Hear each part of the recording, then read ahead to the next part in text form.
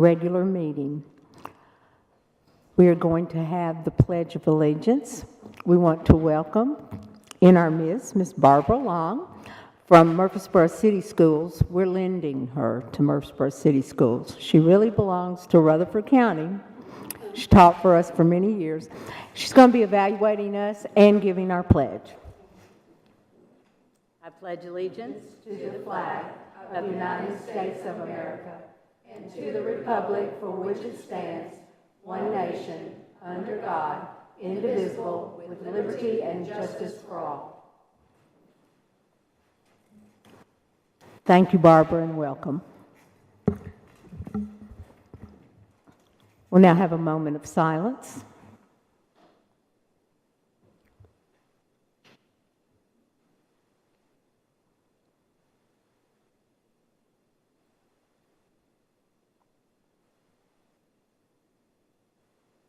Thank you. I'd like to direct everyone's attention to the agenda. Do we have any questions or comments about the agenda?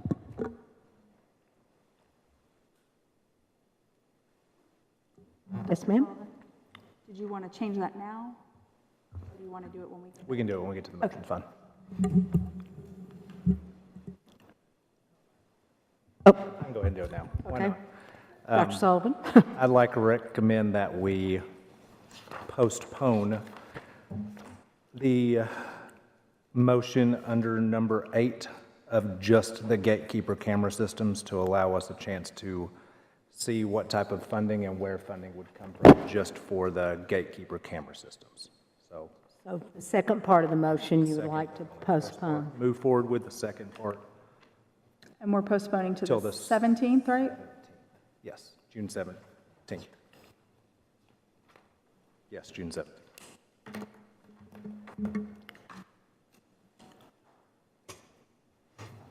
Okay.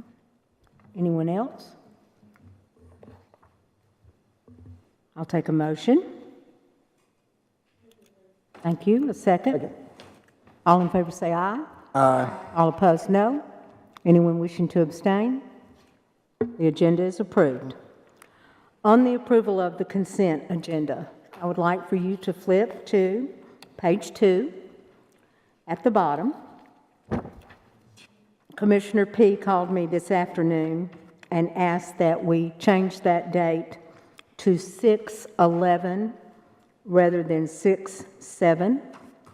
And the paperwork has already been completed. Is that correct, Mr. Evans? And everything's done, we just need to change that date. Yes, ma'am. Ms. Ridley has all the paperwork. Okay, sounds good. Any other comments or questions on the consent agenda?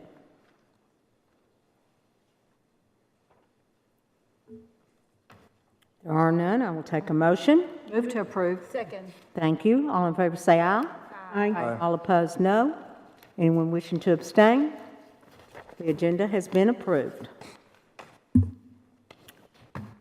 We will now go to public comment.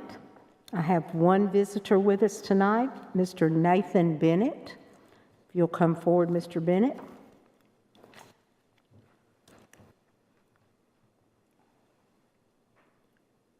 You know the little lights up there to help you with your time. Thank you. Good. Yes, sir. Good evening, board members. I'm here tonight as a parent, a teacher, and a community member with a vested interest in the rezoning plan adopted last year and the plan to revisit that plan before school starts in August. Rezoning, as I've said before, is not an effective option to control the unprecedented growth within RCS. Rezoning only takes into consideration the physical existence of an individual student and the space they take up in a classroom, and not the more important metric of their mental capacities and opportunities to effectively learn. I have a deck of cards here. If I were to shuffle these and deal them to each of you individually, 5 cards each, you'd all have 5 cards, but some of you might have different cards from other people. Not everybody would be content with the outcome. And depending on which game you're playing, some of you would be happy with your cards and some of you would not. Because it is arbitrary, geographical location is the least effective metric when considering school zones. Rezoning schools presupposes that all of the schools in Rutherford County are functioning at the same level, and they clearly are not. Education is not a game or luck of the draw, and we cannot treat it as such. Until new buildings are built, school zones should stay as they were before the change. I have 3 alternative ideas to rezoning. Build more buildings using impact fees. I'm glad the board has prioritized acquiring land and acquiring buildings in the past year, but this process is long overdue. It is also long overdue to require impact fees from builders and developers. Still, while building new campuses and buildings is the best solution for a current situation, we are years behind schedule in even researching and developing land for new campuses. So this solution is not feasible for a few more years. 2 other solutions. 2, better schedule juniors and seniors. The board could, without changing existing state requirements for graduation, allow seniors and early grad juniors more flexibility in their schedules. Because students currently need 23 credits to graduate and can earn 8 credits per calendar year, they should easily be able to graduate in 3 years, or alternatively create more collaboration with MTSU, Motlow, and TCAP so juniors and seniors could have half days at their high school and half days at their post-secondary location.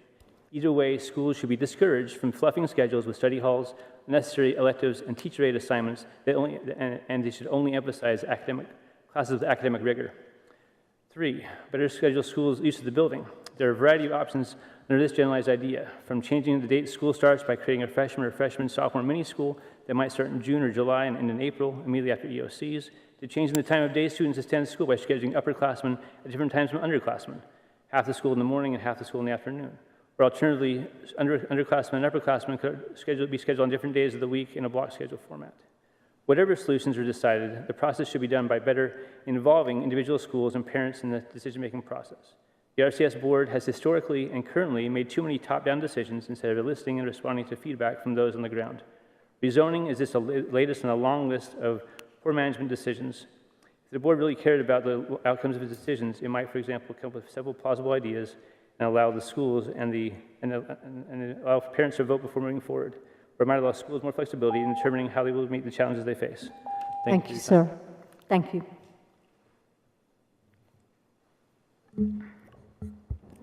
Number 7, instruction. Rutherford County Schools Online Teaching Contract. Curriculum Instruction Department's requesting permission to continue the Rutherford County Schools Online Teaching Contract from August 24 through July 25. Contract outlines an agreement between Rutherford County Schools and teachers to provide instruction in online courses outside the regular school day for additional pay beyond the teacher's normal salary. Teachers would receive a base pay for each course and additional payment per student in the course each term. Recommended motions to approve the use of Rutherford County Schools Online Teaching Contract to use as an agreement between Rutherford County Schools and teachers. General purpose funds from Curriculum Instruction Department will pay 100% of this contract. Do you have any questions or comments? If not, I will entertain a motion. Move to approve. Second. Thank you. All in favor say aye. Aye. All opposed, no. Anyone wishing to abstain? The motion carries. Number 2. New job description for our CTE specialist. Curriculum Instruction is requesting the approval of a CTE specialist position to be funded through the Innovative School Model ISM grant. This position will assist with the immediate needs in managing the allocation and implementation of the new CTE programs and resources as a result of grant-funded program growth and specialization. Recommended motions to approve the position of CTE specialist to be funded through ISM funds for the 24-25 school year. Are there any questions or comments? Seeing none, I will entertain a motion. Move to approve. Thank you. A second. Second. Thank you. All in favor say aye. Aye. All opposed, no. Anyone wishing to abstain? Motion carries. Number 8, transportation. Board Activity Bus GPS installs Samsara GPS on all 70 school activity buses at a cost of $23,262.22 for installation and hardware. Recurring licensing cost of $12,722.22 beginning the second year. Funding is available, as we talked to Trey Lee on Tuesday, for the 24-25 school year. Samsara GPS is compatible with our current Edulog routing system.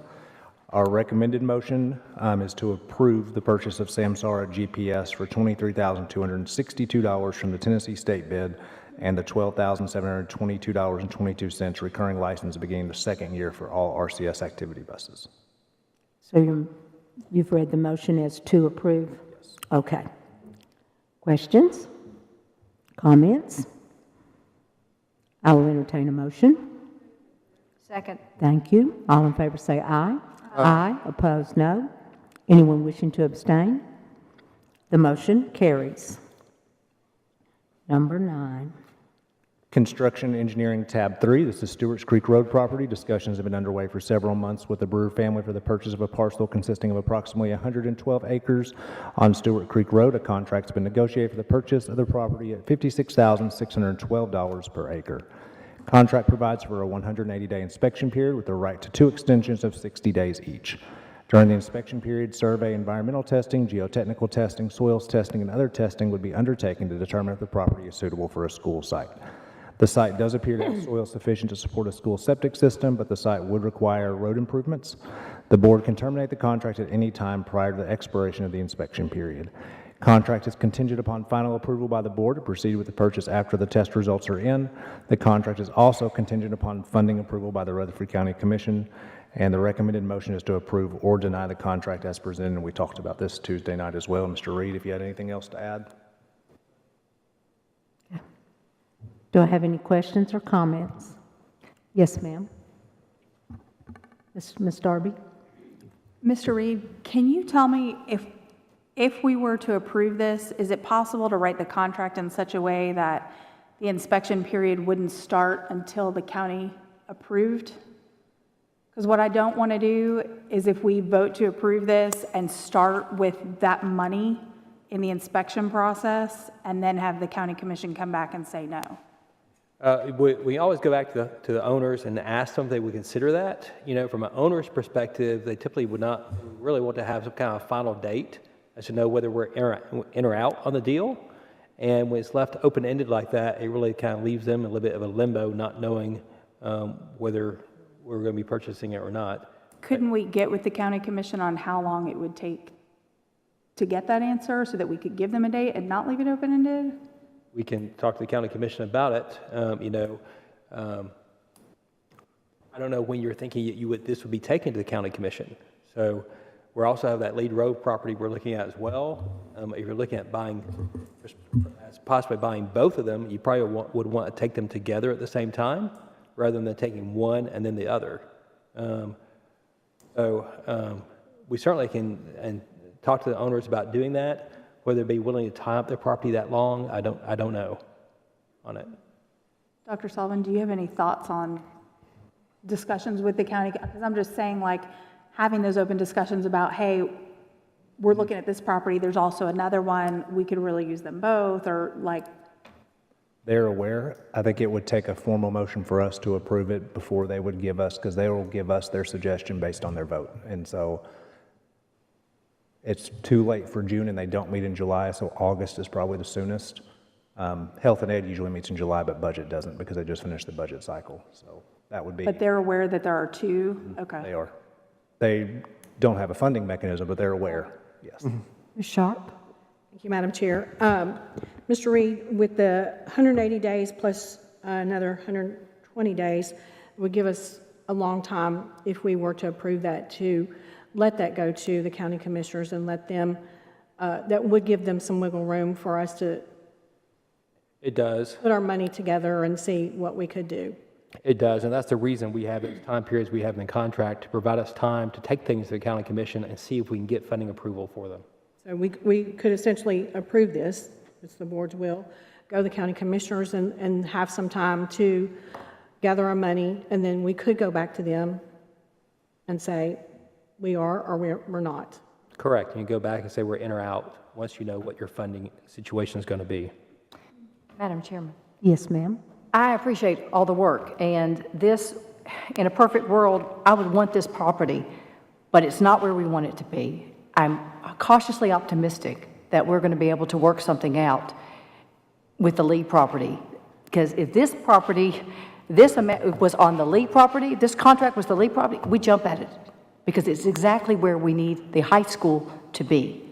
So I don't know that I can vote for both. We don't know what the county commission's going to say.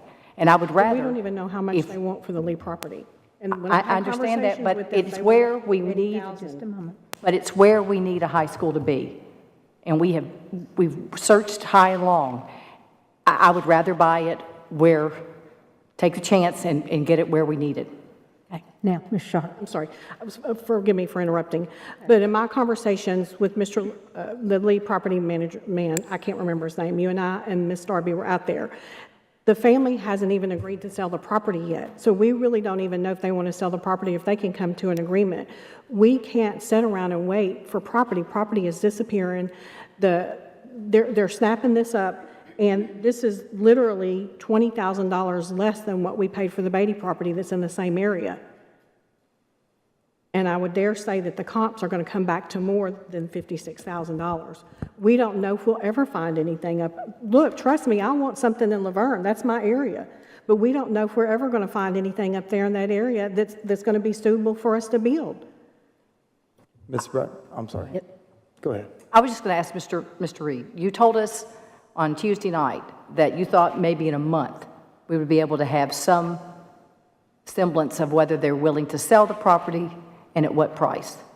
Are you still looking at that same timetable? And this is a guess. The board needs to understand that's a guess. That's not a date I've been given by the owners of the property. Understand. The owners have been in discussion among themselves about what they want to do with the property. They made a good amount of progress since we've been talking about this over the last 2 months, but there's not a final resolution to that yet. So, and hoping that I've talked to all the owners involved, so within a month, we might have some direction from them as to what they would be willing to do. So that's a guesstimate, though. That's not a date that I've been given by the owners of the property. Yeah. Mr. Tidwell? Would it make sense to possibly look at this in a little bit different perspective? If this were to go, if the will of the board were for this to go underneath contract, how quickly do we have to start spending money to stay on our timetable? Like, do we have to go ahead and start doing all the tests that we have immediately, or can we wait a month or so and see what the Lee property comes back at? Because you'd hate, I guess the scenario that I would hate to see happen is if the Lee property comes back, which seems to be in a better spot according to what we're hearing, but if it comes back at a much more difficult price to get around, then, and it gets rejected by the board for that reason, then you go back to this property and they're like, well, maybe we were underneath the price we should have been. We need to bump ours up. And then we are stuck with both properties. You see what I'm saying? Yeah, Does that make sense to you? Yeah. But I will clarify that one of the Brewer family members has worked for me before, so I'm disclosing, I'm not voting on this property regardless. Thank you. Ms. Brazel? Yes, Dr. Sullivan.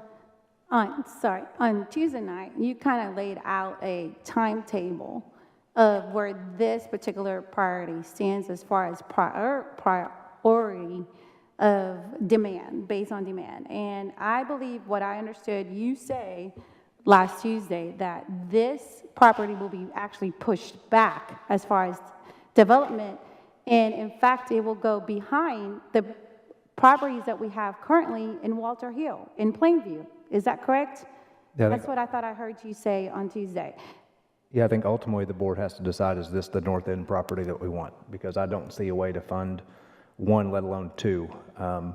So if this is where we want to build a north end school, know that we heard someone talk about zoning. We're going to have to Rezone zone major, a lot. majorly and shift people past other schools to get there. And if this is our option, then that's our option. But you also Right. have the Walter Hill property that is not Laverne North, but you could shift, I hate to say Smyrna, but you could shift Smyrna that way just like you would be shifting Laverne this way. So it's which So it property you will want to create a lot more issues with rezoning. And I think the Lee property does too. I think that Right. neither one of them are as far north as Sure. we would like. Right, but the Lee property is in a little bit better location as this part. And I thought you said that it will be in a property that we will need as far as demand goes in 10 years, but not an immediate demand. Yeah. Is that correct? Yes. Okay, thank you.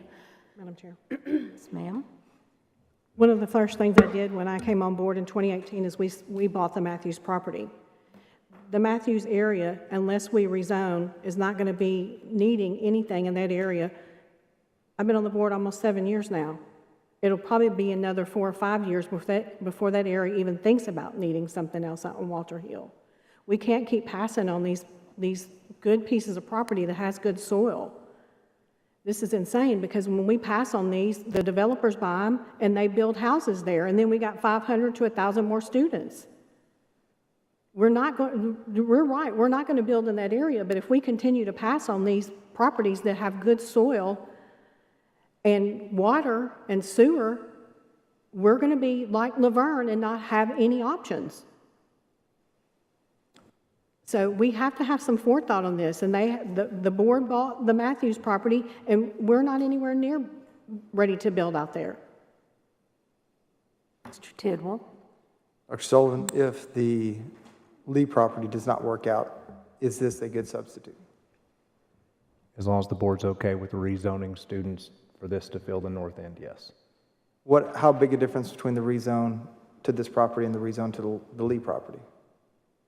Are you talking about major significant differences, or are you talking about we're going to have to rezone either way and just one's a little more significant? You'd have to rezone either way. This one would have you driving, some people having to drive past Stewart's Creek High School, probably that live closer to Stewart's Creek, to where the Lee property, you could zone everybody south of Stewart's Creek High School to Stewart's Creek and everybody north to the Lee property. So there's some slight differences, but it could potentially be a substitute. Okay. Ms. Darby? Dr. Sullivan, this property, if I'm remembering correctly, would more directly serve what looks to be, what might be another hot spot in 5 to 10 years, closer to 840 and Correct. veterans? Yes, without a doubt. Okay. So if we had money to spend, I'm guessing your suggestion would be to just buy this and hold it because it's a good spot for further down the road. Funding wasn't an issue, absolutely, because there's no doubt someday we will need a school here. Okay. So, I mean, just to round it out, Mr. Reed, we're really you're going to take a chance either way because we could pass on this, the Lee Road property could not work out, we could go back to this and it could not be there anymore, and we could end up with neither. That could happen. If we don't put it under contract at some point, the Brewer family cannot be expected to wait for us forever.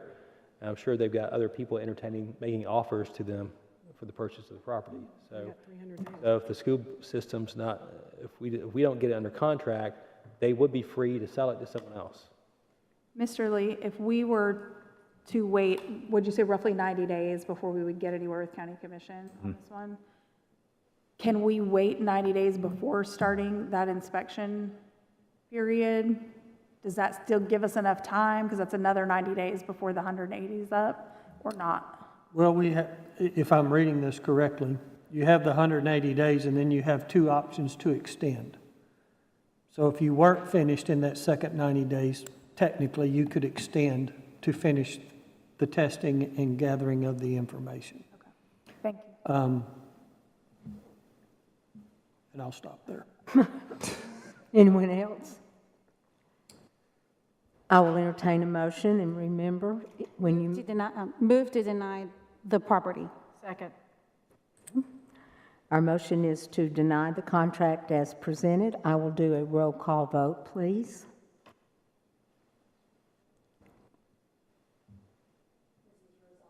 Yes.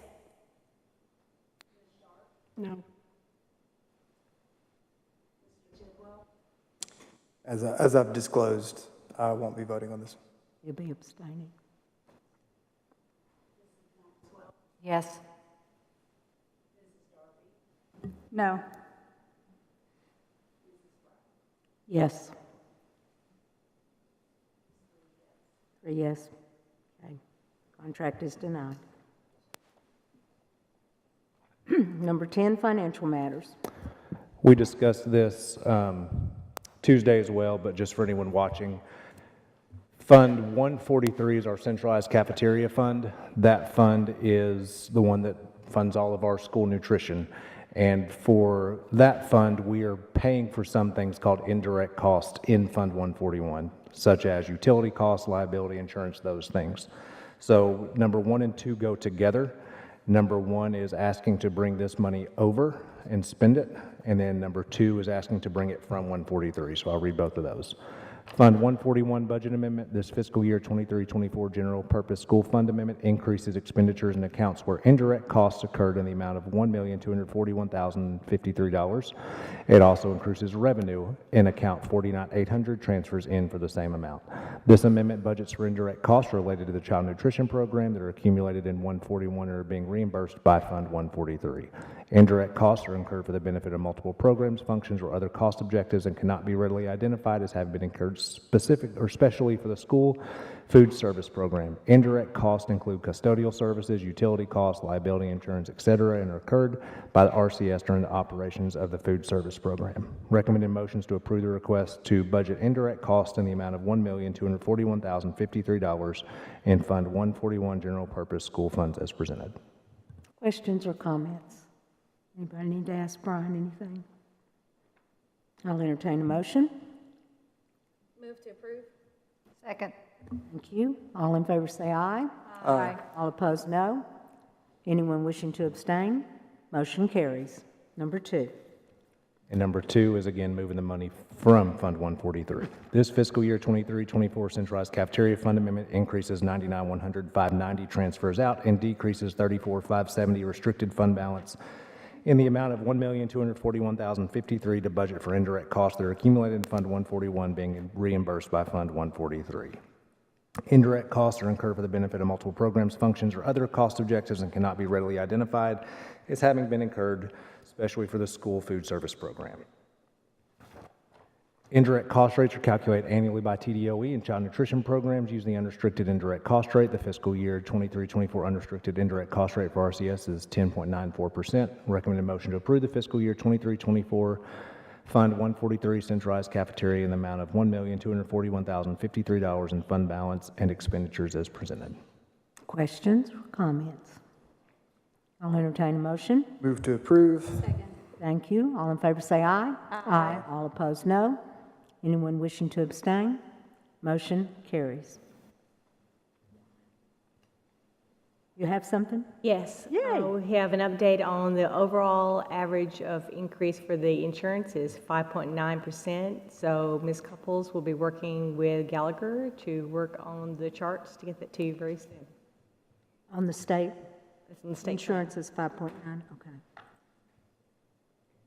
Yes, sir. And that's the average, so we don't know yet which plans went and which categories got each individual percentage. So Okay. that hasn't been published yet. That'll really determine what angles we go with. You don't know when we're going to know that, do we? Sometime this month, hopefully. Okay. Anything else, Dr. Sullivan? Not under that, but I'm doing director's update. Okay. You have it? That's it? Good, thank you. Director's update. So just a couple quick things I mentioned on Tuesday. I'll mention again that our upcoming board meetings are a little bit different. We have a work session a week from today, and then our board meeting is June 17th, and that is to fall in line with the county commission's end of the year fiscal meetings. That's also where Dr. Martin is. She wanted me to make sure everybody knows that we don't have anything on the agenda for budget right now, but technically they can take any item they want to involving the budget and the penny rate and all of that when they're meeting right now. So that's where she is, just to have a presence. So I appreciate her being there. The board has a copy of our non-renews. According to policy 5.201, separation practices for non-tenured teachers. Under non-renew, it says the director of schools is under no obligation to re-employ non-tenured teachers into their contract period. If that action is taken, the board shall be notified at the next regular board meeting. And so that's why you have that list. There's no action to take, just as a FYI. That's all I've got. Remind them of July 16th. The Oh, other, I will. I just want to remind you that we will also in July have a meeting on July 16th as a work session, on Wednesday, July 17th as a board meeting. It's not listed on here, but the policy meeting will be July 13th, and then you all will be going to TSBA at the end of the week. So there we go. Yes, sir. All that's listed on the website, right? Yes, sir. Yes. It's all there. Awesome. Great. Busy week? It's a very busy week. And Ms. Rosales? I don't have anything. Okay. I am going to Washington DC in June, so I am meeting with several people, and I will let you know if those who I met with, but I'm meeting with several people up there. That sounds exciting. It is. Number 15, general discussion. Ms. Bratton? Yes, ma'am. Dr. Sullivan, I have a question for you, and then I want to speak something. But in regards to the funding of the charter schools, how many pennies is that really taken away from the general purpose budget? If we were looking at it from that sense. Give me just a second to pull up what the penny rate is from last year. Okay, sorry. Is it 1,300,000, 200,000? Are you talking about the deficit area? How much is the deficit? Yep. So our deficit's 11.3 million. Looking at Brian to make sure that's accurate. 11.3 million. You're looking somewhere between 7 and 8 pennies roughly. And of course, our revenue comes from more than just the pennies. It also comes from sales tax and TISA and all the other things. But if you're talking just strictly sales tax or property tax, 7 to 8. But I was in the impression that, I think it's, well, yeah, it's $3 million is from the local revenue. That's what Michael Smith shared. I don't think you were I here wasn't that here. day. Yeah. When he was speaking and explaining to us what the cost difference is between the state and the local, and the $11 million. And I believe 3 million comes from, it's 5 million? 5.3 million from the local revenue. And ultimately, it's up to us how we budget that. Sure, yeah. How many pennies is that, the 5.3? It's almost 5 cents, 5 pennies? Okay, thank you. So I ran on the platform of school choice because I believe parents deserve the freedom to choose where to send their children. And my stance on that has not changed at all. However, I do oppose the current funding mechanism for charter schools, especially in the first year. Due to the rules and funding, we are required to give up 11 million of our budget, which is based on the previous academic year's enrollment numbers, to give to the charter schools. 8 million is going towards a charter school approved by the state. Not to mention, there is no accounting in the budget for any additions to the enrollment after the start of the school year. If a state authorized a charter school can receive funding based on estimates without validating student enrollment, then districts shall be granted the same privilege to submit budgets based on projections. For the past 10 years, our enrollment has increased by 1,200 students annually. If we had the same option, we will have received an additional 12 million in the TISA funding for the upcoming school budget. Saying that the funding is a pass-through is not an accurate statement because we don't know where the kids are coming from. Let's not forget that there are 2 elementary school systems in Rutherford County Schools, and we are within proximity in other school systems in nearby counties. And currently, we know that in one charter school that we approve, it has at least 62 students that are enrolled that are not in our system out of the 132. I find it concerning that a recent motion, which will have authorized our board attorney to investigate our legal rights and provide us with options, failed with a 3-3 vote.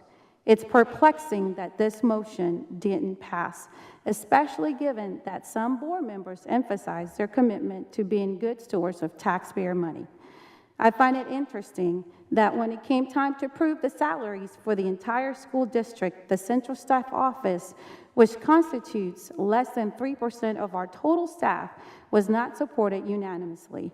There was also opposition to purchasing property that will alleviate overcrowding in our elementary and middle schools, and the justification given was in the name of preserving taxpayer dollars.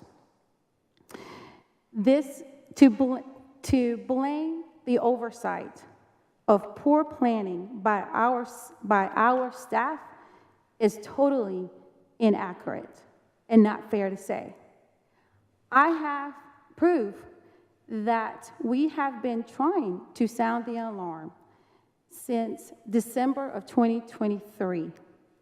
I have even invited the director in conversations with the right people to talk about the disparities within our funding mechanism, not just in charter schools, but other things as well.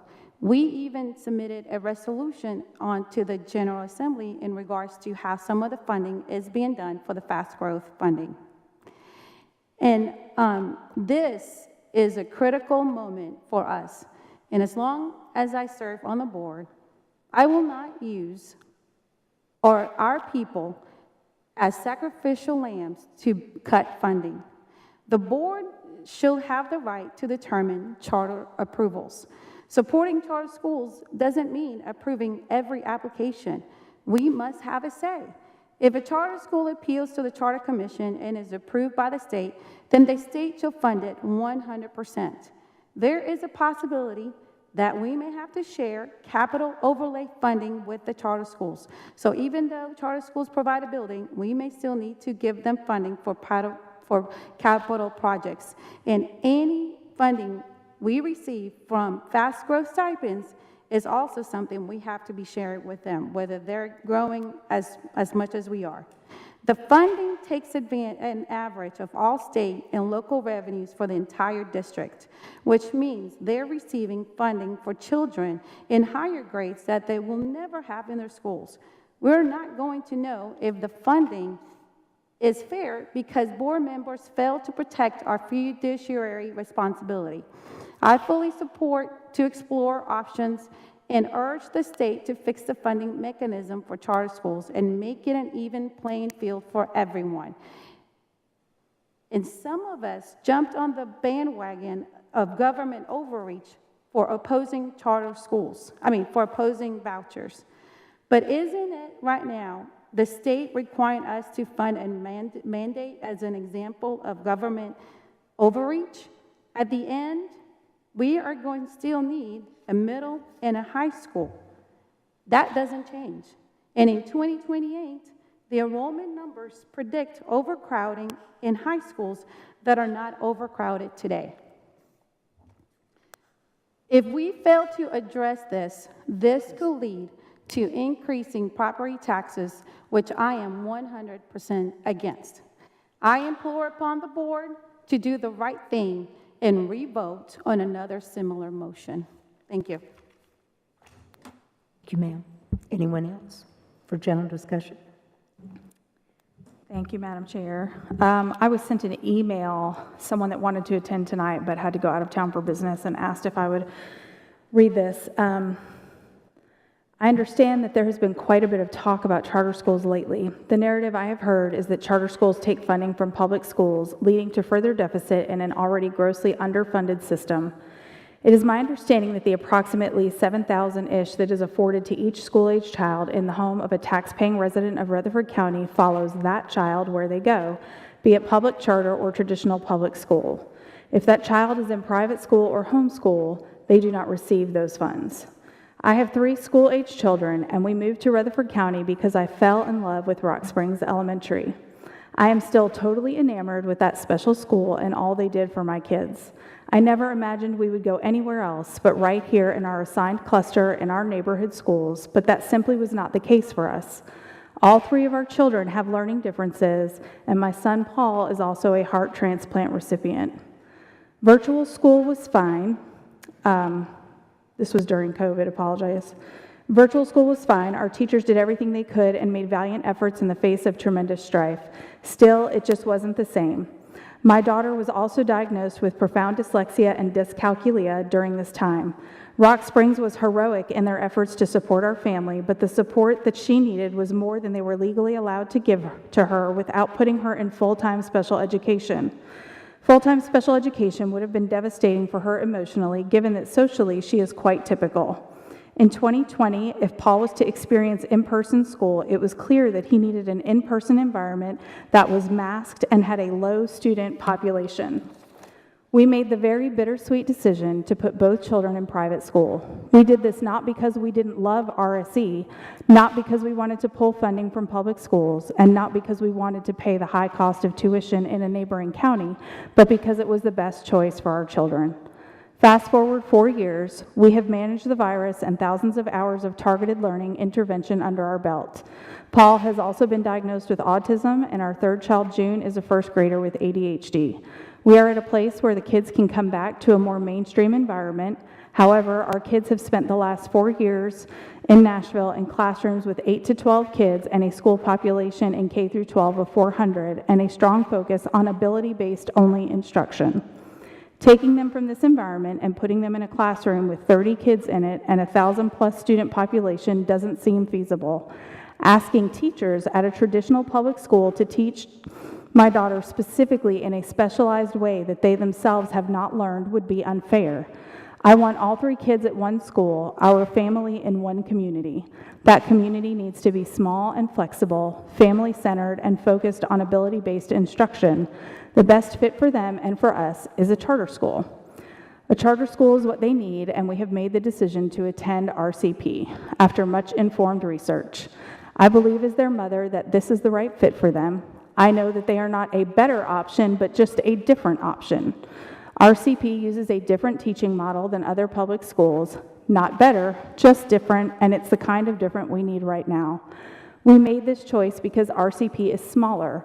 It's all new, so the transition will be easier, and because they are monumentally willing to meet the needs of our diverse learners.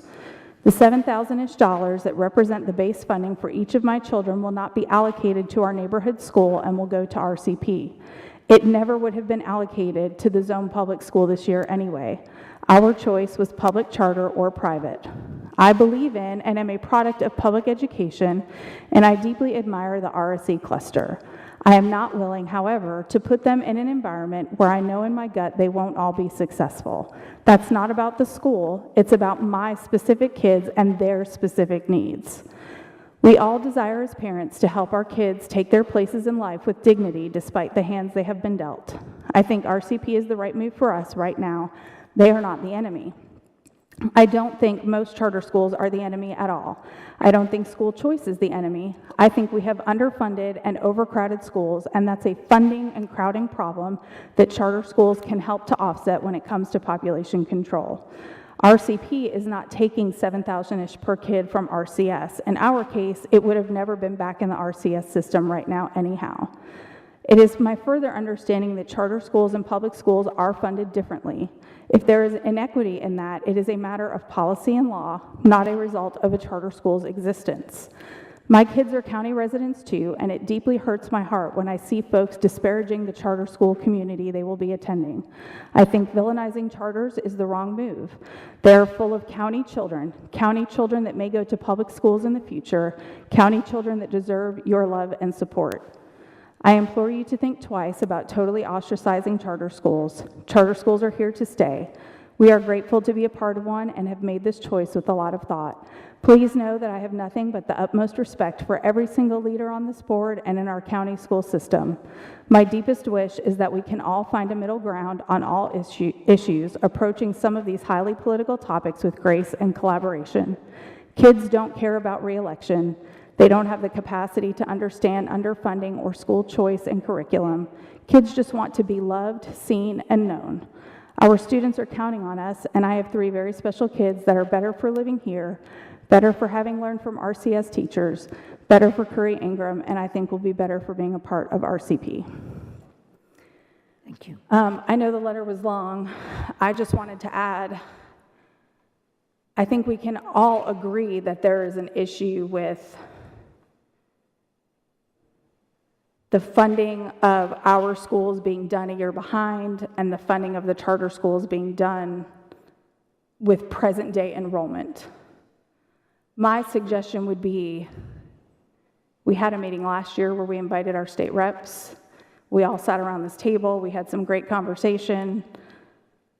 I think the way to move forward is to help our state reps understand where we're coming from, how it works, what it looks like, and what it's doing, and invite them to an open conversation and talk about steps moving forward and how we can come to middle ground on those issues.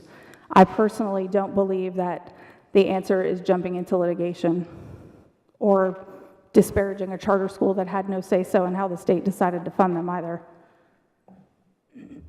Thank you. Anyone else? Dr. Solomon, I wasn't here. How many times did a charter school get voted down? Talking Twice. about RCP? Yes, Twice. it was voted twice. right? Unanimously, yes. So the concerns I have is that if we're given the option, if we're given the option to make choices whether we want a charter school or not, and we say no, and it gets voted down, and it goes to the charter commission, and it gets voted, regardless whether we have this option or not, they can go to the state, they get approved, and then we are the ones who have to fund that. That money is still going to come out of our general purpose funds. Does it or does it not? Correct. For the example that Ms. Darby read, we'll be upfronting that cost for that student. Exactly. because Next year, they yes, never it'll be came to correct. They never came to our Yes. system. And right now, in the predicament that we're in, we're having to save pennies and dimes and nickels because of the fact that we're needing to fund so many different things. I am not against charter schools. I ran on charter schools. I want them to come. I believe parents should have options. I don't want to take any options away, but we have to be realistic about the funding aspect and where we're at. And right now, if we don't have a say of what can come and cannot, and the state says overrules that, we're going to have to fund it some way, somehow. And right now, we're having to dip into our fund balance. And that fund balance is what we were going to rely on to buy properties or use it for building new construction. And the only way to do this right now is if they go back to the county commissions and increase our property taxes, because there's no other ways to bring that revenue. And like I said, again, I want charter schools to stay. Parents should have that option. But we've got to be realistic about the funding. It should be decided on a campaign. If the district wants the charter schools, then they can make it known about who they elect in these seats. And if we approve them, then we take on that. But if we're saying that we're not able to handle it for whatever reason, we shall have a say. And so the state should be funding the charter schools that they approve 100%, especially in the first year. Thank you. Anyone else? Ms. Bratton? Yes, sir. Well, I think this is a way more complex issue than the way it's being presented. For instance, if we're talking about schools, city school students that we didn't fund, we don't know that they wouldn't have ended up in the county. We don't know that homeschool students wouldn't have come here. There's no possible way to gauge that. So I think it's a poor way to try to determine that, okay, we didn't have them in our system prior. We don't know where they would be starting this year. And a perfect example of that is when Salem opened up for the city schools. I knew a lot of county families that took their kids over there because it's the newer, brighter, shiny thing. And right now, the new shiny thing is charter schools. There's also another factor in that, which is the fact that RCP was supposed to open, last year? Was it last year? So they're delayed a year. And so we have kind of a tsunami of schools opening all up at the same time. So that's another factor. And then, Dr. Sullivan, could you tell me, how much from the TISA formula did we put into fund balance last year? Was it 50 million? No, we were 28 million in the deficit last year. That, after we budgeted, after the budget was done. We put into our fund balance how much? I have no, can you pull that up? It wasn't 50 for sure, because we weren't funded on TISA last year. We were funded on BEP. Okay, for this, then it would have been for this one. But we put into our fund balance almost $50 million. We spent. If you're talking about 23-24, which we're currently in, we received $50 million additional from TISA, but it did not go into our fund balance. We haven't got our fund balance yet because the year's not over with. Okay, what is that going to look like for this year? How much are we going to put in? 0 to 5. Yeah, somewhere between 4 to 5 million at the most. Out of the additional 50 million, we're going to put in 4 to 5 million to our fund balance? Yes, that's what it looks like. The other, okay, we'll say 5. The other 45 million. That went towards operations that's currently going on until June 30th. From July 1st to June 30th, that all went in towards salaries and operations of the district. So in a one-year period, we increased our cost $45 million, is that what you're saying? We get 28 million out of the debt first. Yes, but there was a restructure of that. I thought that there was a conversation Well, not that I thought we had a conversation, that it was budgeted in a $28 million deficit, but when we ended up, it didn't end up being the 20 million. What's that? We did not end up in, no, it was budgeted, we did not end up in a $28 million deficit. Therefore, it's not a $28 million deficit, even though it was budgeted as one. That's not how it ended. So what I'm trying to figure out is, I feel like we're dancing in here. You know, like what did we end up out of the budget from last year, which started off as a $28 million deficit, ended up being balanced. So there was a huge difference in that. Am I the only one in the room seeing that? Because we were already in the deficit by $20 million the year prior. Instead of Budgeted. 50 No, we were Budgeted. in expenditures of the budget year. Did you of ask Sheila 20 if you could talk? Sheila, I'm still can you talking. Mr. Tidwell's still Has the talking. floor. When he Thank you. finishes out. Thank you. So I'm just trying to figure that out because the state is saying that we have a lot of additional funds and was given a lot of additional funds, and then we're turning around and we're arguing with the state or talking about litigation to the state over $11 million when it looks like they gave us a huge chunk of money extra. So I want to find a resolution. And I was going to say the same thing Ms. Darby said, but she's already beat me to the punch on that. The state's going to, they are a funding body. So is the county commission. They are a funding body for us. We want to maintain good relationships with these people. And suing them is not a great, that is a last resort, not a first resort. So I think that our state delegation has shown that they are willing to work with us when we've had them here, when we brought them here. Maybe we bring somebody from the Department of Education, and we try to hash it out and work something out in a friendly, cordial way. When everything else fails, then you can have your conversations. But until then, it don't work like that in other businesses. I don't think, and as Dr. Sullivan mentioned, we are a huge business. I think we have better strategies than that. Ms. Rosales? Thank you. Dr. Sullivan, in 2023, 2024, we were in the deficit that year, correct? Because we were like 20 million of 28. $28 million in expenditures. So when we received the extra funding from the TISA, which was the $15 million, a good chunk of it went to get the books balanced because we needed to use that $28 million To budget out of the to budget deficit. out. It left 20 Exactly. million roughly extra.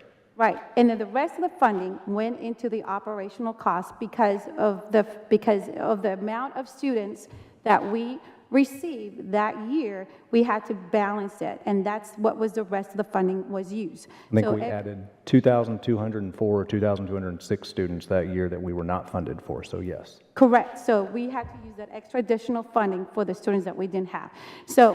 So far, if I understand correctly, when it comes to the budget and the way we've been managing it, the extra funding we're receiving, we've been using every drop that we can to support the operational costs of our district.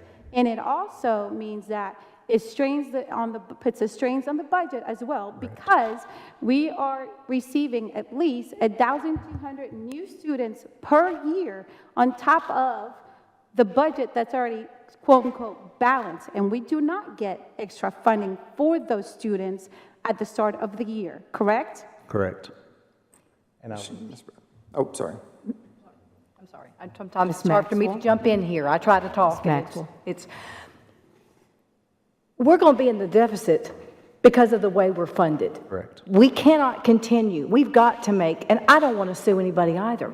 These are our friends. I mean, they've really tried to help us, but because of the way we are funded on last year's numbers, and I still say, what's happening in Rutherford County is unique. These other campuses, other counties rather, are not having this problem like we are. Yes, they gave us more money, but it's still not helping us. It's just helping us get caught up for that year. And then we get another 12 to 1,500 kids, and then we're in the deficit again. So until we fix that, they cannot fund Rutherford County the way they have been funding us. It's just not going to work with the growing numbers that we have coming, that are kids that keep coming that aren't on the books, and we're getting paid for last year's kids, and then we got to use that money to shore up the books.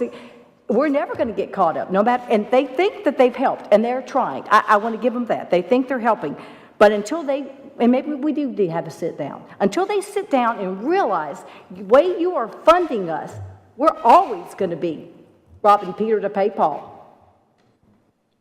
Mr. Tidwell? I mean, I think a suggestion maybe to our state delegation would be that we could have, there's, what, 3 true-ups, right? So there's true-up for the charters in October, there's true-up in February, and there's true-up at the end. Maybe a good compromise is that we get trued up at the same time with our current enrollment. And then that would increase our funding that we get from TISA at that point, instead of getting this in the rears. I mean, I don't think what I'm arguing is that this is awesome the way everything's going. I'm saying that we need these people to help us. Let's reach out, get an olive branch, make some ground here. Dr. Sullivan? I'm sorry. Dr. Sullivan? I'd like to point out that I talked to Representative Sparks in December. I met with Senator Reeves in January. He asked me to email him on January 30th, which I did. I CC'd 2 board members on that, did not receive a response. We passed a resolution. We invited them to meetings in January. We invited them to meetings in March. I understand the charter school aspect. What I'm frustrated with is the political nature of this. If we were focused on our students, we would all be fighting mad if somebody took $11 million from our kids. We need to focus on our Rutherford County students and our Rutherford County schools. And am I frustrated? Yes, because we're continually talking about funding and providing for students that were not ours the previous year. I'm at a loss, Ms. Bratton. I don't know what else to say. What you have to say is perfectly correct. We are hamsters on a wheel, and we're just going round and round and round and getting further and further behind. I don't know the answer, but I know we have to do something. Maybe it's sit down and talk, although I fully believe we have tried to sit down and talk numerous times, and we haven't gotten any of the answers that we need in this county. So there you go. Ms. Darby? Dr. Sullivan, can I just for the people watching at home, I do want to make clear, if a student wasn't our student the year before, we would be having to front that money regardless of what school they are attending. So just to emphasize, it is a funding problem. It is not just the funding of the charter schools at their present enrollment. It is also the having to front the money for the students new to the county overall. So, I mean, this has been a funding problem before the charter schools even got here. Decades. Okay. So, in the spirit of that, I don't know that a motion is necessary, but I really would like to see, and it doesn't matter, I would be happy to do it, if we cannot schedule a meeting to really go over this. I think we need someone who truly understands the ins and outs of it, that can explain the numbers in a way that's easy to understand and explain how despairingly it's affecting our county. Meet with them as a board. We have more power together advocating for our system than we do, I would say, individually. So I know anytime I have asked our state reps for a meeting, I've always been able to either speak to them on the phone or meet with them. I had the same experience with TDOE when I called to get more information about TISA, and the same thing when I called RCP to get information. So I think trying to put our best foot forward just keeps us looking good and us doing what is best for our students. Whether our students are in our schools or they're in the charter school, they're students of Rutherford County residents. So if we're wanting to do what's best for our students, as that family's example of the letter I read, sometimes the charter school is going to be able to provide something we are just unable to because we are so large and we have other issues. But it shouldn't mean that we're not here to listen to or try to support the county residents who are paying their taxes into our system either. So I think the more we can try and keep a good relationship and really just try to communicate where those issues are and help try to find those solutions. I know, Dr. Sullivan, you had one we spoke about earlier. I think Mr. Tidwell's idea is also a great one. I'd love to sit down with them and find out why we couldn't do one of those options. Thank you. Ms. Bratton? Yes, ma'am. I'm just going to say, our delegation has been great. They meet with us. We've had these conversations. But I think what I'm trying to say is that we've had these conversations, we've met with them, I've had them with Dr. Sullivan, and right now, the state, it doesn't matter what decision we make, because the state can override us, and they can decide whether we can get a charter school here or not. And we're going to be the ones who are going to have to upfront those costs. I don't think it's fair that we're going to be upfronting costs for something that we didn't approve. If the state approves it, it should be, the state should fund that 100%. And that's all I'm going to say about that. Thank you. Anyone else? Ms. Brett, I just got Yes, sir. one quick question, Dr. Sullivan. You said how many students we grew last year? Was it 2,000? From the 22 to the 23 school year, it was 2,204, 2,206. I'd have to go back and look exactly, but. Yeah, it's close. Close enough. Anyone else?